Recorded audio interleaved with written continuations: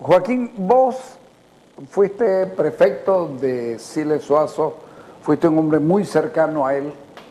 ¿Vos sabés cuál fue la relación difícil que tuvo él con el departamento de Santa Cruz, en lo político, por supuesto, en su gobierno? Pese a que era el hombre que había recuperado la democracia, como dice el doctor Serrate, en ningún momento reprimió a nadie, fue amplio, hubo un libertinaje total, y sin embargo en Santa Cruz tenía problemas. Aquí había un rechazo a Siles desde la época del 58, ¿no? En aquella época, y todas las élites cruceñas, por supuesto, no tenían un mal recuerdo de Siles y le habían prohibido el ingreso a Siles aquí a Santa Cruz. Claro, el 20 de mayo, 20 de mayo. 20 de junio, cuando en el Trompillo. 20 de mayo, Joaquín. Fíjate bien. Bueno, después lo vemos. Pero evidentemente era muy difícil. Yo fui el segundo prefecto después de Alcibiades Velarde, Pituco, que estuvo también unos meses por razones de salud, dejó el cargo y como yo era el secretario ejecutivo del MNR aquí, me eligieron a mí. ¿Del MNRI? Del MNRI. Entonces yo fui prefecto y me tocó pues tratar de lograr que la democracia sea comprendida. Y no era solo el tema de Siles Zuazo, era la mentalidad que había en Santa Cruz, muy reacia a aceptar las reglas de la democracia. Yo tenía problemas para nombrar autoridades, porque tenía que nombrar alcaldes de los pueblos, en las provincias. Tenía que ir a negociar, tenía que negociar con los comités cívicos que no aceptaban un alcalde, el otro. Yo hice una labor digamos así, de tratar de amainar un poco los efectos de esta nueva situación. Y sobre todo en el caso de que Siles era presidente, pues los malos recuerdos que había eran muy fuertes. Pero no obstante eso, todo lo que se le pedía a Siles de Santa Cruz, Siles lo daba. Teníamos, en el comité cívico era presidente Percy Fernández, vicepresidente era Chacho Justiniano, ¿te das cuenta? El alcalde, por supuesto, era Sergio Antelo, Yayo Antelo, y toda la gente amiga, digamos, de la CAO, de todas las organizaciones, habían problemas económicos muy fuertes, como el caso del control de las exportaciones o la libertad de las importaciones, a veces con los famosos certificados que se daban para que puedan importar, que perjudicaban. Y la gestión que hacíamos nosotros, los políticos de ese momento, era tratar de facilitar. Y Siles nunca ponía. Yo le hice firmar un decreto a Siles por la famosa unidad concentrada de Asana, que había un paro aquí para ya Percy Fernández. Me acuerdo. Y ese decreto yo lo hice firmar en Palacio con dos ministros nomás. Con 2 ministros nomás firmaron. Y Chacho Justiniano, que esperaba ahí, se vino con el decreto ya para que levanten la huelga porque queríamos la unidad desconcentrada sana. Fue la primera unidad desconcentrada. Después hubo otra, creo, de Senazar, no me acuerdo qué se llama. Pero también el doctor Siles aprobó la carretera Cotoca. Aprobó la carretera Cotoca. Los problemas que teníamos con el aeropuerto de Puerto Suárez, yo tenía que ir a Puerto Suárez a negociar con el comité cívico que estaba en el vuelo. Venía de atrás. Todo venía de atrás. Fue una tarea bastante difícil, pero al final se fueron más aprendiendo a vivir en democracia. Teníamos conspiración permanente, no se olvide que las radios la tomaban. Cuando yo descubrí que se podía parar eso de las tomas de las radios, fue cuando, no voy a dar el nombre, pero era el abogado de Cotas, un doctor, una personalidad muy querida aquí en Santa Cruz, me dijo: doctor, está en la ley de telecomunicaciones, usted corta la línea muerta y se acaba la radio. ¡Qué bien, córtela! Abogado, venga, firme la resolución del prefecto. Cortaron la línea muerta y se acabaron las tomas.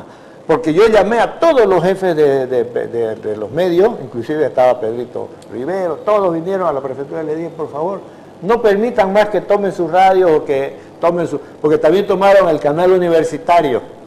¿Y qué hice ahí? Simplemente puse a la PM afuera hasta que le dio hambre a los muchachos, se fueron y se acabó.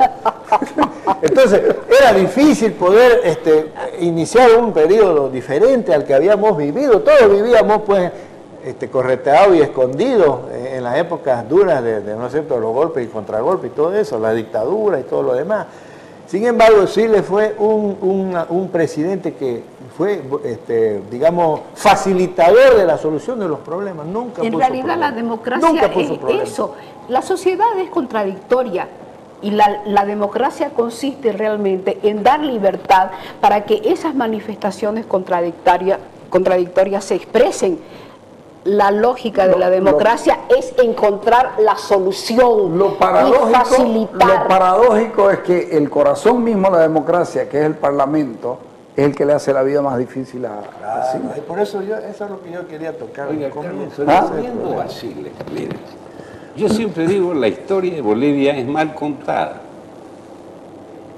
El presidente Bush, que formó la Brigada Oriental no cruceña, que eso es muy importante, unió a los orientales, llevó junto de él a la intelectualidad cruceña, ¿no?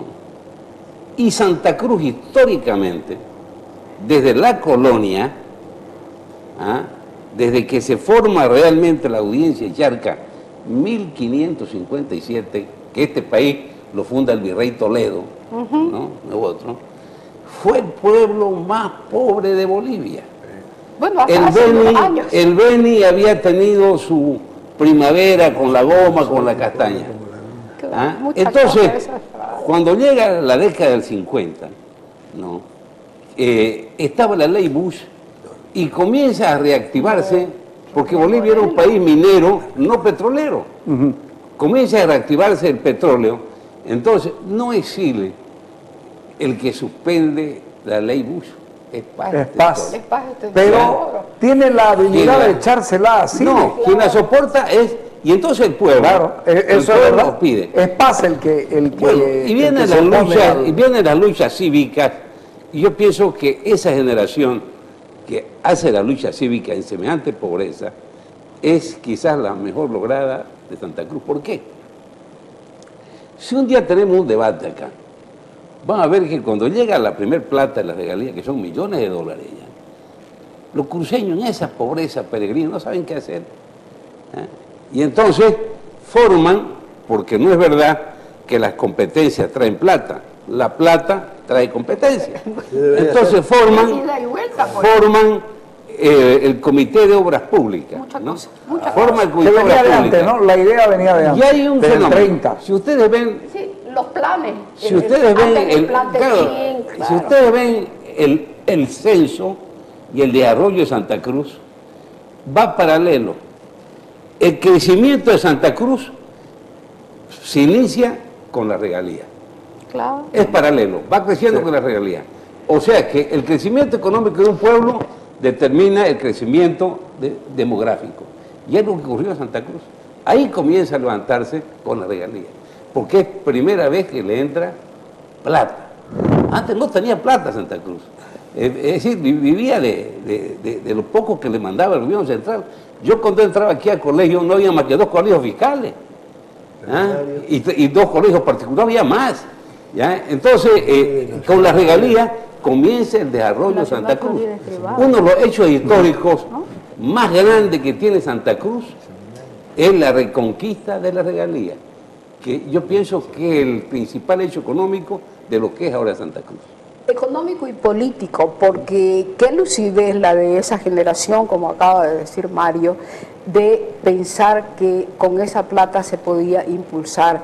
Es verdad que habían estudios y cosas anteriores, pero la historia le da oportunidad a determinado grupo de gente para echar a andar. Y en realidad ahí empieza la historia de Santa Cruz. Pero también las condiciones estructurales creadas con el cumplimiento del Plan Bohan. Claro. Se crean condiciones estructurales, viene la plata que es la parte financiera con la regalía y esa dupla de factores y de condiciones permite que empiece el desarrollo. Los cruceños deberían agradecerle muchísimo al señor Bohan. Este tipo Bohan y hace su plan. 1942. 1942 creo que es con Peñaranda. ¿No? Entonces los cruceños tenían mentalizado el ferrocarril de 1904. Claro, entonces viene Bohan y le dice, pero si yo, el plan Bohan es partido del memorándum de 1904. Yo he partido de ahí. Es lo que Un día yo dije, y se molestaron porque yo dije la inteligencia cruceña. Muchas cosas. Ese memorándum de 1904, hagámosle un monumento a esos tres lúcidos cruceños. No, son varios más. Bueno, No pero son no todas firman las esos sociedades, tres, pero- toda la pero es inteligencia. es todo un grupo Y de me da gente mucha maravillosa. rabia que desde el altiplano digan que en Santa Cruz no hay pensamiento político, no hay pensamiento filosófico. ¿Sabe qué? Esa es una falacia que tenemos la obligación de desmontar. Y cuando a mí alguien me dice Pero como eso, dice, usted ha como dice leído- Alcide Pareja, ¿y cuáles son, perdón, los mejores historiadores del siglo XX? No, pero Y hay- antes que eso, no estaba don Gabriel René Moreno y don Enrique Finot Exacto. y don Humberto Vázquez Machicao, ¿qué quieren? Ya. Los hermanos. ¿Ah? ¿Sabes qué? Cuando a mí alguien de Occidente me dice esto que acabo de decir, yo le pregunto, perdón, ¿has leído el memorándum de 1904? Se lo pregunté a un expresidente que es amigo tuyo y me dijo no. Y le dije, pero sos historiador, ¿no? Porque es mucha sinvergüenzura que nos enseñan en el colegio. Yo, los 2 años que he cursado en la escuela primaria en Yacuiba, me enseñaban que vinieron Manco Cápac, Mamaoglio y que la Espérese, Junta Manco Tuitiva, Cápac, etcétera. Mamaoglio. No, espérate un ratito. Y que la Junta Tuitiva y que Murillo, y nadie se acordaba del Oriente, nadie sabía lo que había pasado aquí, nadie se acordaba de Andrés Ibáñez, ni siquiera de un documento fundamental para la construcción La historia de le un escribe país. Los que ganan. El memorándum de Susana, los 1904. políticos que siempre nos desprestigiamos, porque estamos en la vitrina, crearon la sociedad de estudios Geográficos y geográficos, históricos. y lo hicieron el documento. Brillante. Y partieron de un hecho geopolítico. Santa Cruz está a 1.200 y tantos kilómetros del Pacífico y a 2.400 y tantos del Atlántico. Tenemos que salir al Pacífico. Tenemos que cortar los caminos. Los pueblos occidentales son nuestros mercados. ¿Ah? Y si ustedes ven con detalle el memorándum de 1904, dice, te ofrecemos esto. Los pobres cruceños ofrecen todo lo que tienen, increíble. Tomen en ¿no? cuenta. Los cruceños querían porque ser parte después de la esa guerra del nación. Pacífico, Querían ser parte no, del después de la mundo. guerra del Pacífico con el ferrocarril occidente, caemos en una pobreza terrible. Entonces se juntan los que eran contrarios, se dan la mano y dicen, hagamos esto. Y hacen el memorándum de 1904 que sigue vigente actualmente. Claro. Sí, les pido un corte, vamos al corte. Ahorita que volvemos hablamos de eso de allá y esto de acá, ¿ok?